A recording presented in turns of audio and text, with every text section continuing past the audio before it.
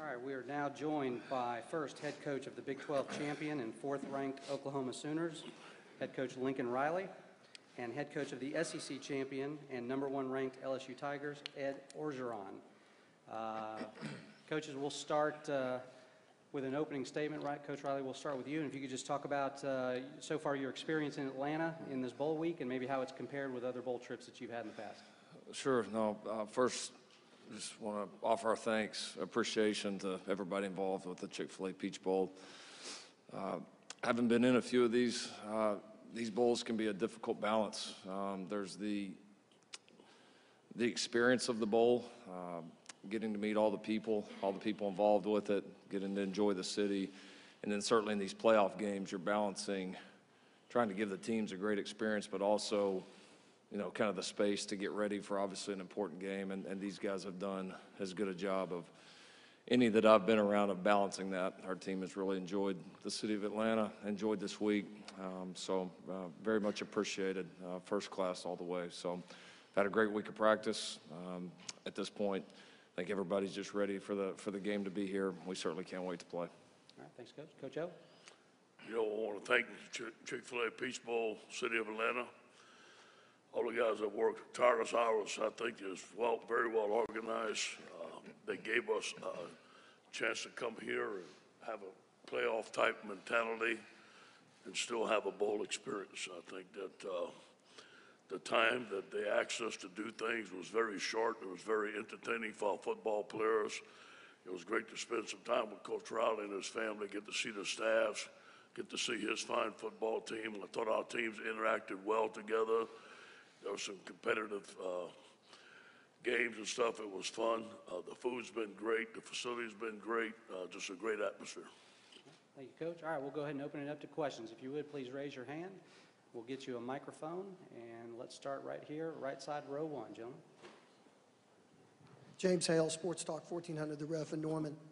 Lincoln, the last few years since you've been at OU, you've set the standard for offense in college football. You have another great offensive team this year. LSU is kind of the talk of college football offensively a little bit this year.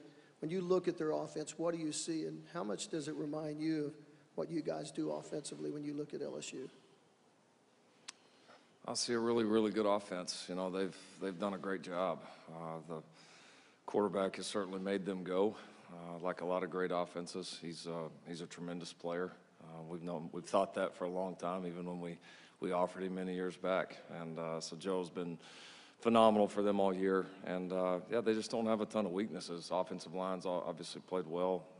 They've got weapons on the outside, weapons at running back. And, they've got a scheme that's very creative in the way that they use those guys and create matchups. So, a lot of respect for the way they've played.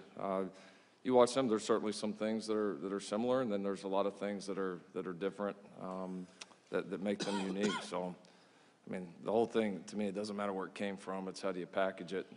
How do you make it fit the strengths of your team and your players? And they've certainly done a tremendous job of that. All right, next question. All right, we're going to go here on the left side right here in the third row. Jacques Doucet, WAP-TV in Baton Rouge. Coach Orgeron, you're two very talented freshman running backs, Tyrion Davis-Price and John Emery. How much have they matured since the beginning of the year, and are they ready to play on such a big stage? Yeah, both of them are ready to play, along with Chris Curry.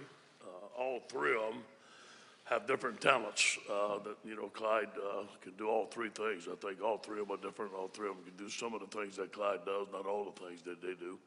They've matured. I think the games have gotten them ready. John's improved on the things he had to improve on. Tyron's a big bull. He's very physical. Chris Curry has learned the offense and can go in there and give us some plays. So I think all three of them have improved, but they have to play very well if they play against a very stiff Oklahoma defense. All right, next let's go right over here in the fourth row. Barry?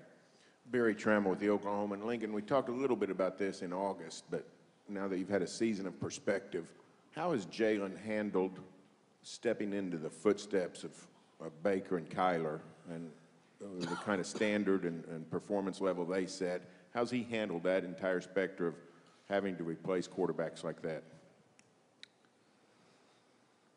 I think his maturity is shown in that he hasn't tried to be those guys. he's been in big moments, he's been in big games, big scenarios, and I don't feel like that was much of a factor with him, which as a coach, that's exactly how you would hope that he would handle it. I think he's learned from them, certainly studying the tape, the different things that we've done, how we've done it, I think has helped him. But he's also added his own flavor to it. So I think he's handled it well. I think he's tried to be himself, tried to learn it and do the very best he can. And he's a guy that's got a pretty singular focus, and that's probably helped him in this situation when you're following, two pretty decent players. All right, we're going to go over here, row 2 on the left. Anthony Patterson with the Atlanta Voice. This question is for both coaches. The last time these two teams met was in the 2004 Sugar Bowl, which was the national championship game. And, of course, LSU won 21-14. I was just wondering from both of you guys, did you know about the history of that? 2, have you watched it? And 3, if, excuse me, 3, how, so yeah, those 2 questions basically. I'll start. First of all, I was at another university, played in a big-time game that day, too, so no, we didn't watch it.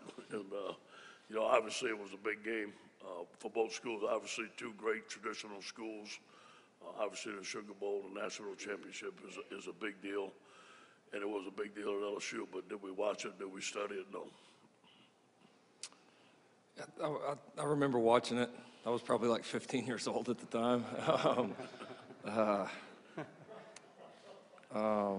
Yeah, I haven't thought much about it since then, so no. I remember watching it. I remember it being a heck of a game. So there's nothing you can glean from the film from that game that's going to help you? Nah, it's changed just a little bit. Okay, all right, back here over on the aisle here on row 3. Hey, Doug Mouton, WWL TV, New Orleans. I got to ask, is there an update on Clyde? What is the latest on Edwards-Hilaire's progress right now? He has not practiced yet. He worked out with the trainers.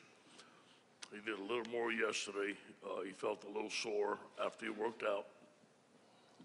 I talked to him last night. Obviously, if Clyde's ready to play, we're going to let him play. That's going to be a game-time decision. The trainers are going to let us know if he's able to play, first of all. Then I'm going to ask him, are you ready to play? Knowing Clyde, he's going to want to play. Do I think he plays? Yeah. How much he plays, I don't know. But that's still, we got still a ways to go there. He's still a little sore. He's not 100% healthy, obviously. I don't know if he can cut yet, and he doesn't know if he can cut yet, and we'll see. All right, we're going to stay in that same area here in row 4 on the aisle. For both coaches, in terms of your respective fan bases, obviously, Coach O, the Tigers were just here 3 weeks ago. A lot of Georgia fans that day. If you walk us through your expectations for LSU fans showing up, for Coach Riley as well, how much do you expect Sooner Nation to show up this weekend? Yeah, we've always traveled, historically well. I can remember being out at the Rose Bowl week 3 this year, and there was a lot of red in that stadium, a lot of crimson in that stadium. So, I expect our fans to be here to enjoy it. They've always been incredibly supportive, and I know this will be no different. If the elevator at 6 o'clock in the morning in my hotel is any indication, it'll be full of purple and gold. All right, next question over here, 4th row on the left side. Dean Blevins, News 9 Sports, Oklahoma City. Lincoln, your teams have historically gotten better, improved as the season has gone along. Can you describe how that's gone this year all the way through the preparation for this game where the team is? Yeah, I don't think you're sitting here at the college football playoff if your team hasn't gotten quite a bit better.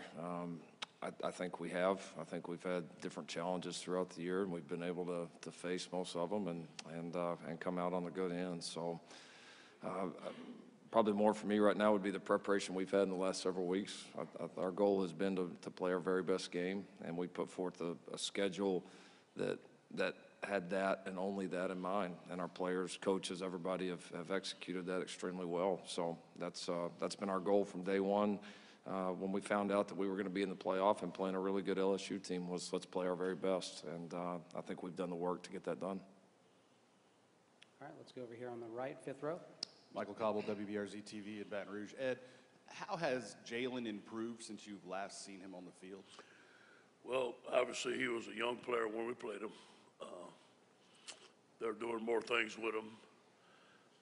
He's the leader of this football team.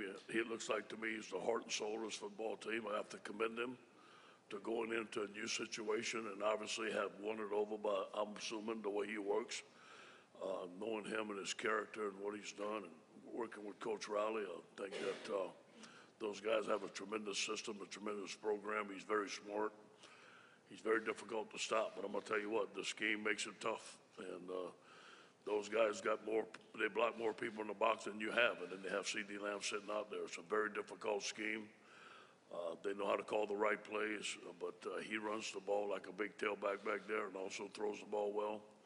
And also has come back from a deficit to lead his team to victory. I do believe he's a great leader. All right, next question. We're going to go here about halfway back on the left aisle. Lincoln, Mark Bradley from the Atlanta Journal-Constitution. I'm sure this is your favorite question of all time, so I apologize for asking it again. But Here we go. as you go into tomorrow, are you looking at this as a chance to represent the Big 12, or are you just representing the 2019 OU football team? I do think it's a chance to represent your league. I wouldn't shy away from that. I think you are, but I don't think this is necessarily about the Big 12 versus the SEC or anything else. So I don't know, maybe I'm straddling the fence there, but I do see it as a chance to represent your league, certainly. Now this matchup is about, Oklahoma and LSU, and that's certainly what it's going to come down to. But yeah, these are big stages. I think it's great representing your league just getting here, because obviously with the current format, not every league is going to be represented in the college football playoff. And so we're excited to be here and excited to play our best. All right, next question. We're going to go in the third row on the far left. Ed Daniels, WGNO New Orleans. Ed, the whole year offensively, your team, even in the biggest games, has been able to play free and loose offensively. How does that carry over? And this is, I guess, the first time you'll be in a one-and-done situation this year. Does that concern you at all? You hear about, guys winning the Heisman and how they gonna play after and all that stuff. We made sure that Joe's rested. We made sure that we have blocked out all the noise. We haven't talked about any individual awards, accomplishments in our meetings, so I think we've left that stuff behind. And we haven't talked about the pressures of the playoff game or nothing like this. We've approached this game just like any other game. The only thing I told them, we come to the playoff game, not a bowl. I do believe we're going to play loose. If it's any indication of the way they've been all week, they've been loose all week. They've had great practices. I don't think that a pressure of a big-time game is going to get to these guys. They have great leadership, but we'll see. You never can tell until the game comes. All right, next question. All right, right here, row 3 on the aisle, please.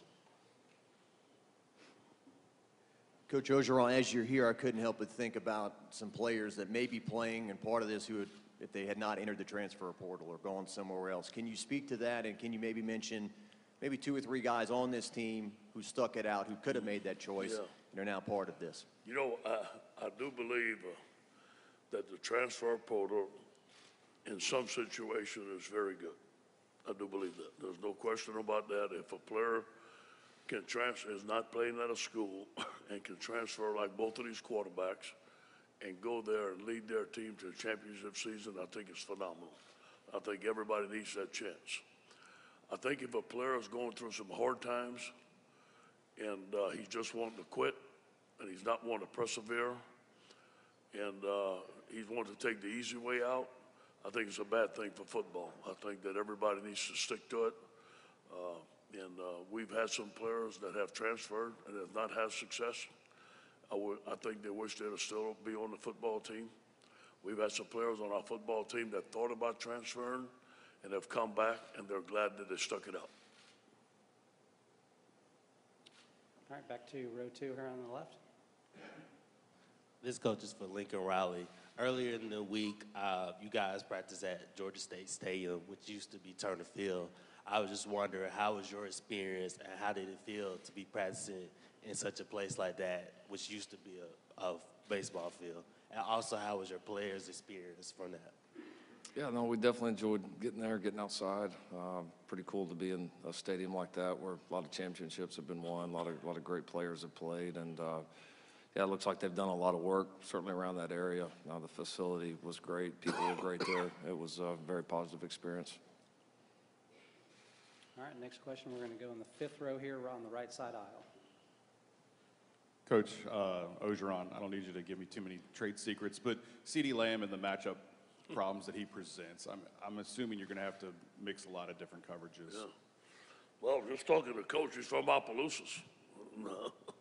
So, wonder how that one got away, you know, and no question about it. That's the first thing I heard about that. He played on the Pee Wee League with Grant Delpit. I can just about imagine how well that Pee Wee League was. But obviously, coaching them do a great job of recruiting Texas. A lot of our players were Katrina displaced and went to Texas, and they've done a great job with him.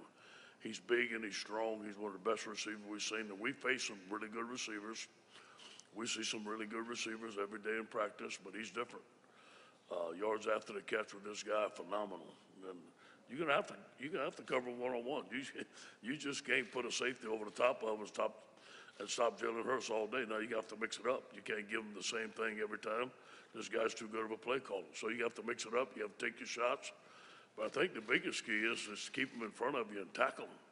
I think with the yards after the catch is where he's really dangerous. All right, next question right here in the middle of row 2. Brooks Cabina from The Advocate. Ed, building a culture within your program and maintaining that throughout the season, I mean, with all the success, what behind the scenes, how have you approached maintaining that and, the examples you might remember? I do believe it's the leadership, the coaches that we have, the support system that we have. We have a lot of help at LSU, and for that we're very fortunate. When you have a guy like Kevin Falk that's around, that's able to talk to these guys on a daily basis, that helps. When you recruit character, it helps. But I do believe that the leadership of this football team, the coaches that we have, and the character, when we recruit, and I'm sure coaches the same way, character counts. And if there's any red flags, we really look at the football player, not bringing them in. I think that has changed our perception here at LSU. I think that we have guys that are great players with great character. And I think that the daily process and the focus that we have on this football team has helped that. All right, next question. All right, let's go right here, row 2 on the aisle.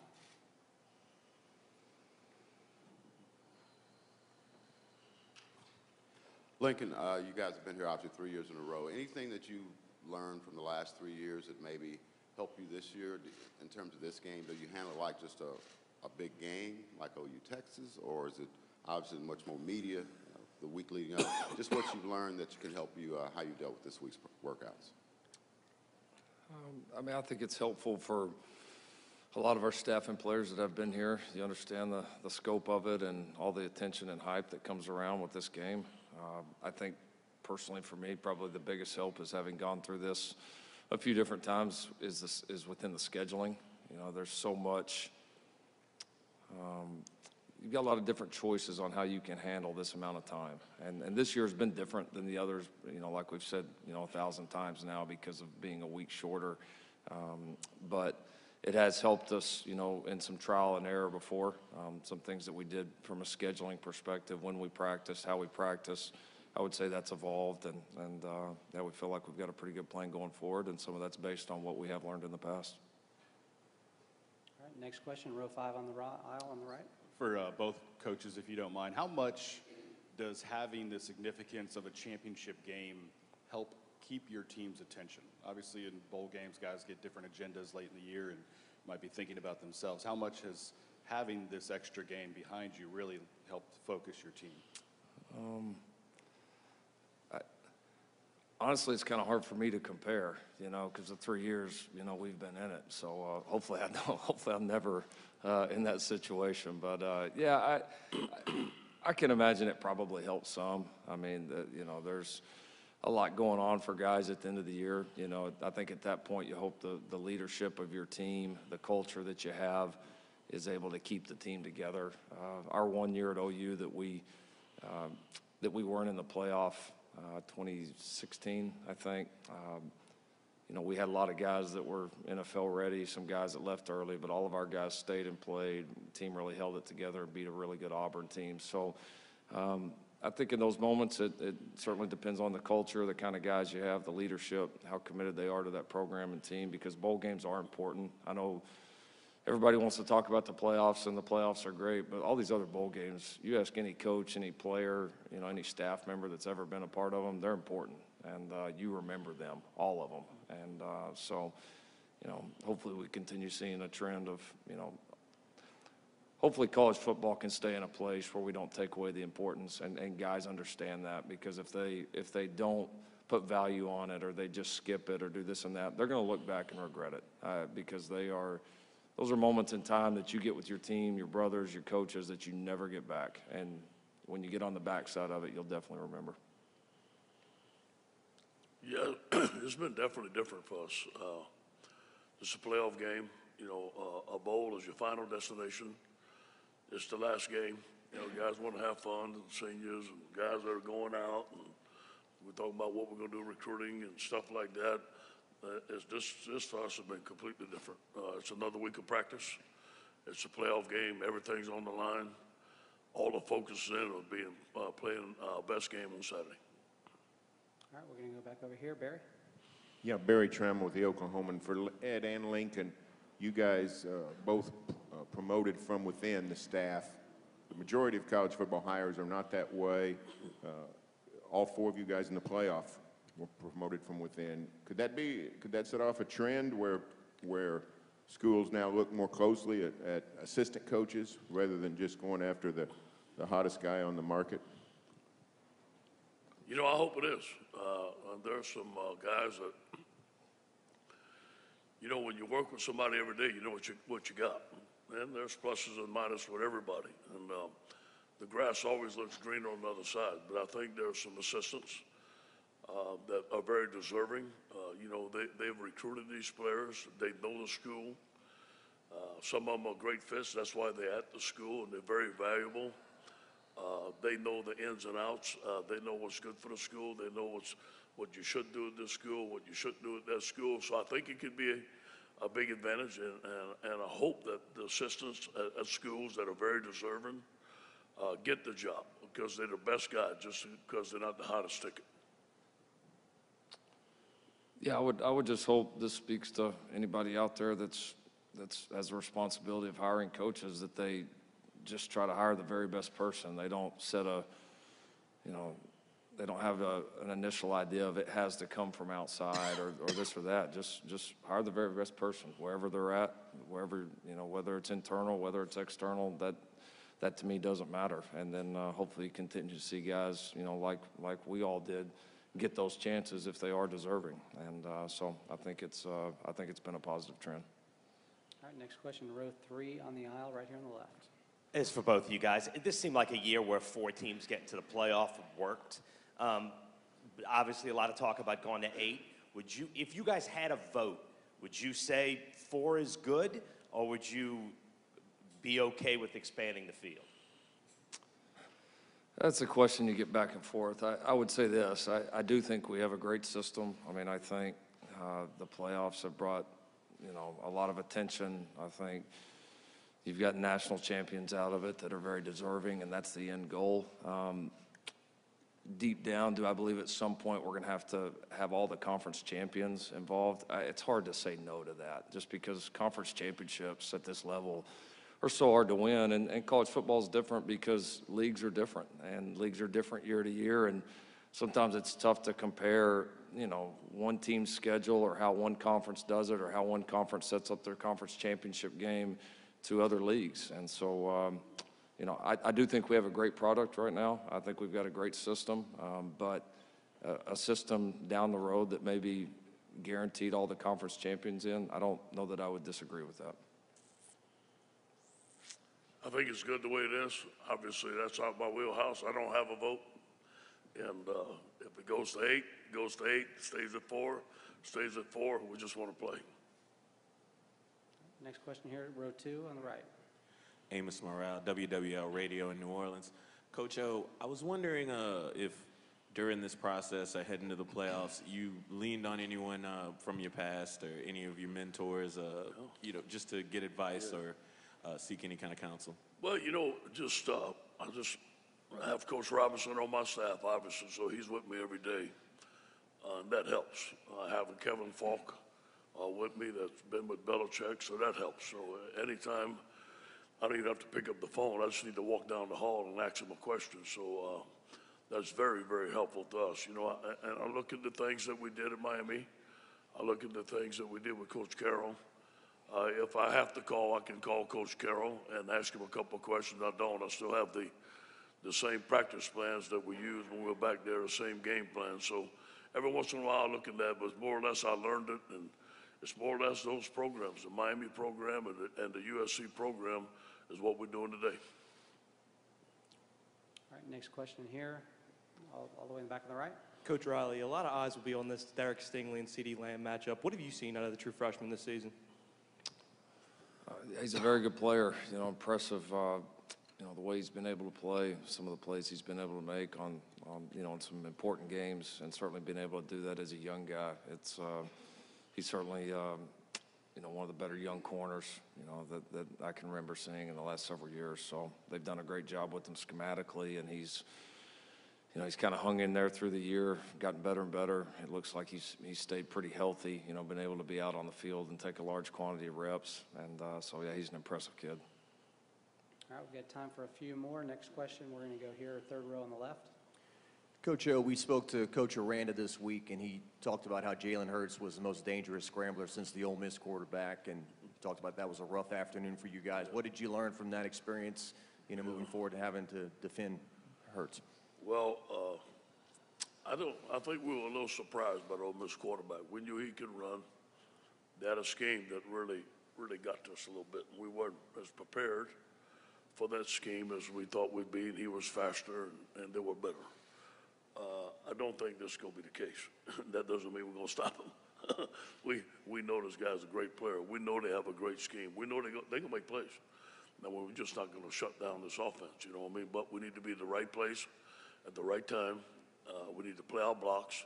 We need to tackle in space, and we need to keep coming after it. This is going to be a war. This is going to be one of the hardest offenses we've tried to stop since I've been here at LSU. And Jalen's one of the best players. We know that. He's beat us twice already. So he has the ultimate respect of the head coach here and everybody on our staff. All right, right behind Dean.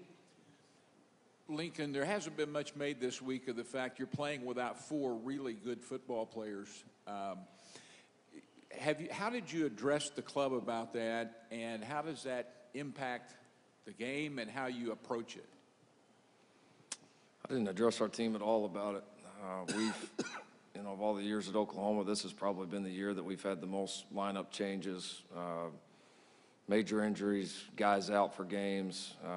We've dealt with that all season. So honestly, this is nothing new for us, other than it's probably a little bit easier in the fact that you've had some time to plan for it. And it's our guys know the deal. That's our culture there. It's if somebody's down for whatever reason, it's next man up. And I don't think it's phased our team at all. We're used to it, and we've got confidence in the guys that'll step up in that place. All right, we're going to take a couple more. We'll go here on the left side, halfway. Nicole Hutchison with KALB in Alexandria. This is for both coaches. What advantages do you guys both think you guys have for y'all's team?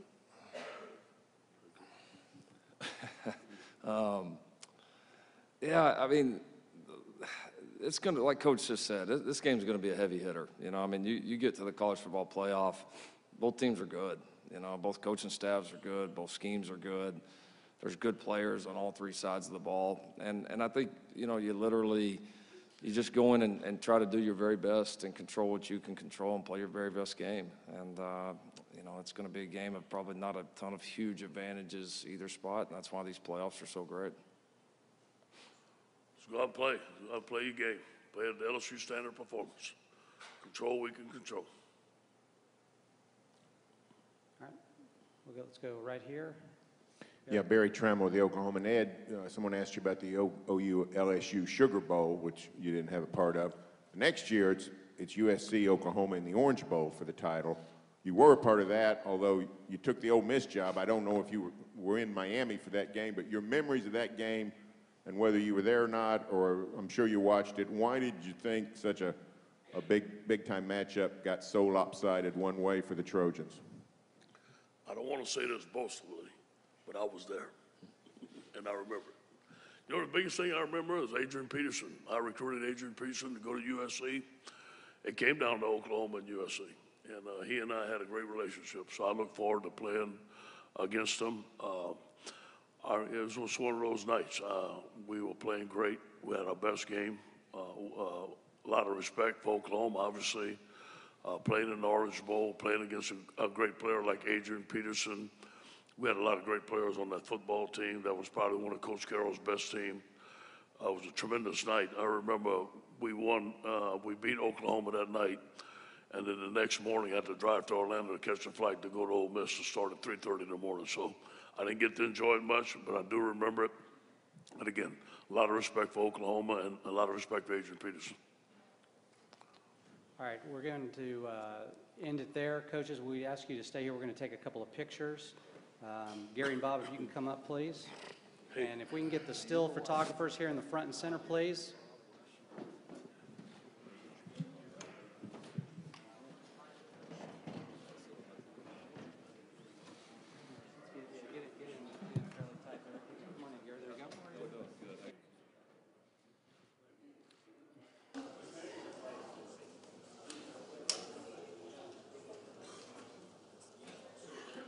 All right, gentlemen, if we could get in a little tight.